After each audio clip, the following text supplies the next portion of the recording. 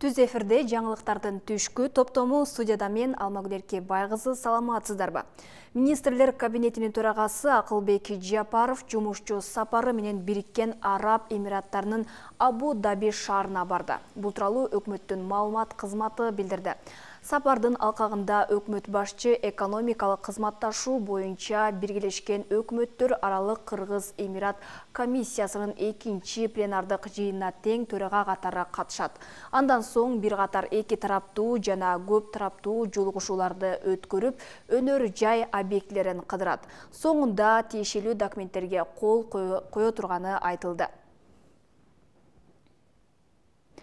Президент Садыр Жапаров 11 декабрда Кыргызстанга келген экинчи жаңы Airbus H145 тик учагына айланып учуп, сыноодон өткөрдү. Республикалык бюджеттин эсебинен Германия Федеративдүү Республикасында сатылып алынган жаңы тик учак Кыргыз Республикасынын өзгөчө кырдаалдар министрлигинин балансына өткөрүлдү.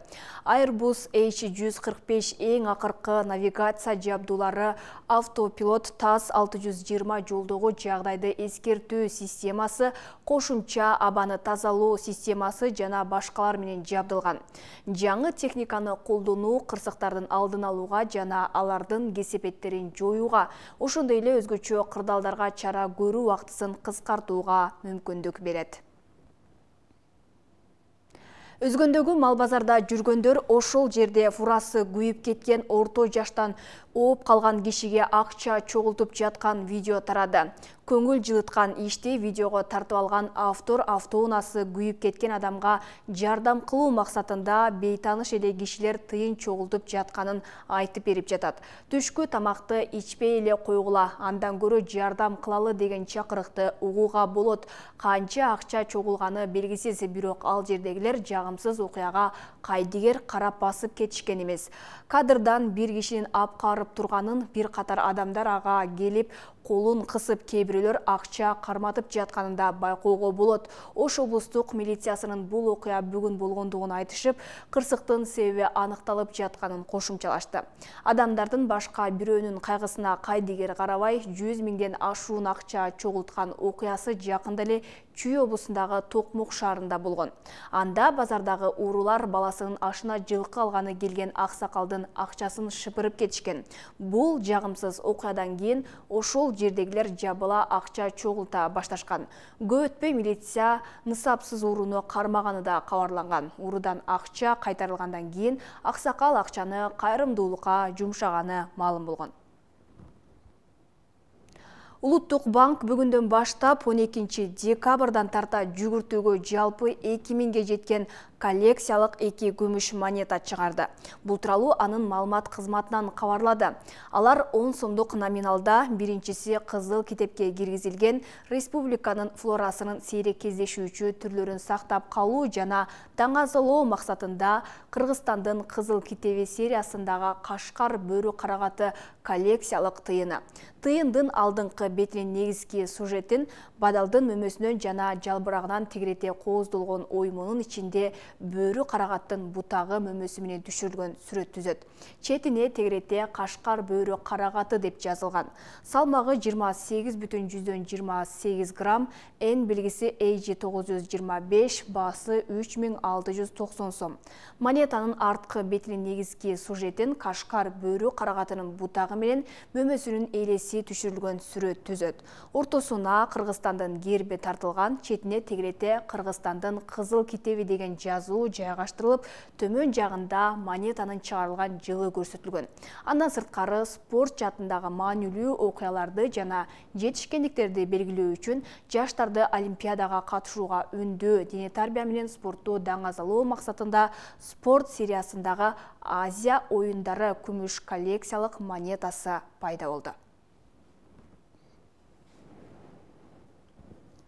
Туркия парламентинин депутаттары бир аптада жаатташып 2 рет мушташты. Спутник Азербайжандын жазганына караганда, Туркия ички иштер министрлигинин жетекчиси Сулейман Сойлу оппозициячылардын дарегине "Силер АКШнын балдарысыңар" дегенден кийин ортого чатак чыгып кеткен. Бири-бирине кол көтөрүүнүн кесепети парламентарийлердин биринин алмаштырууга аргасыз кылган. Андан мурдагы Мушташ 6 декабрда бюджетте талкуулап жатканда чыккан.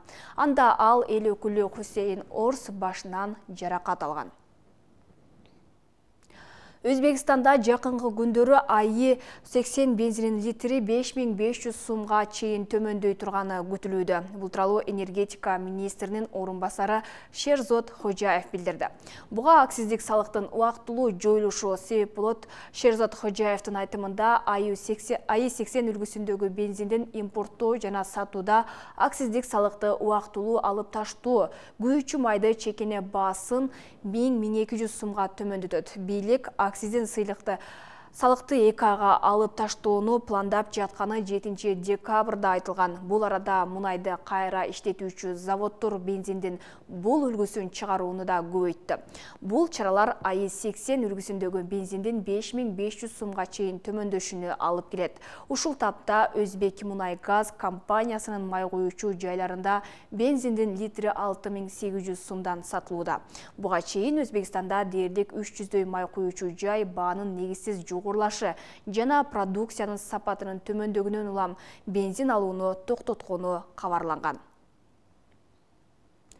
Португалия курамасынын чабуулчусу Криштиану Роналду команданын чейрек финалдагы дүйнө чемпиондугунан кетишине байланыштуу пикирин билдирди. Португалия үчүн дүйнө чемпиондугун жеңүү менин карьерамдагы эң чоң жана дымактуу кыялым болчу. Бактыга жараша мен көптөгөн эл аралык наамдарга ээ болдум. Анын ичинде Португалия үчүн, бирок менин эң чоң кыялым өлкөбүздү дүйнөдөгү эң жогорку деңгээлге чыгаруу болчу, деди футболчу. Роналду дайым жеңиш үчүн күрөшкөнүн, бардык жакшысын бергенин жана бул кыялынан эч качан баш тартпаганын белгиледи. Чейрек финалдык беттеш Роналдунун улуттук курама үчүн карьерасындагы 196 оюну болду. Муну менен ал улуттук курама командаларда ойноо боюнча кувейттик футболчу Бадер Аль Мутава койгон дүйнөлүк рекордду кайталады.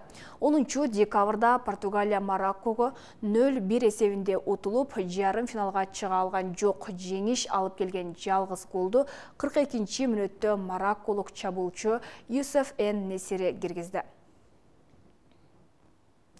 Мына ушундай кабарлар жаңылыктардын негизги топтомун түздү. Ушул жана башка маалыматтарды каналдын социалдык баракчаларынан да таанышсаңыз болот. Күнүңүздөр ийгиликтүү улансын. Амандыкта жүз көрүшөлү.